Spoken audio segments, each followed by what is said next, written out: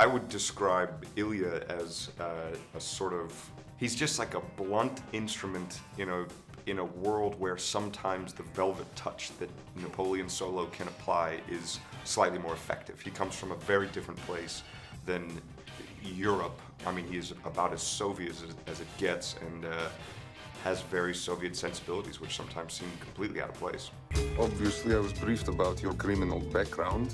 Your balls are at the end of a very long leash held by a very short man.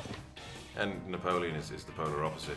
He's the guy who will do the job, but enjoy it as much as possible and take as much as he can from the people who are financing the operation to give himself that much more luxury. He's the guy who skims the stuff off the top. And their relationship, they come to loggerheads non-stop.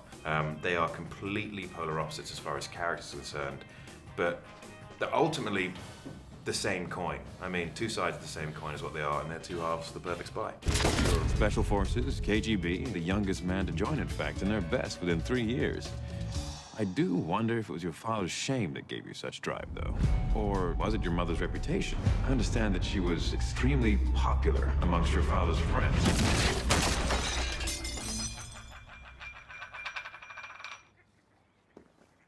See you tomorrow. Well, they are very feisty, strong women. Gabby is very ambiguous. You never really know what side she's on, and that kind of makes both of those female characters so interesting, because we got to play with all those kind of different secrets that they were keeping, or different, whatever, different intentions they had. But I think they both have a great sort of grey area.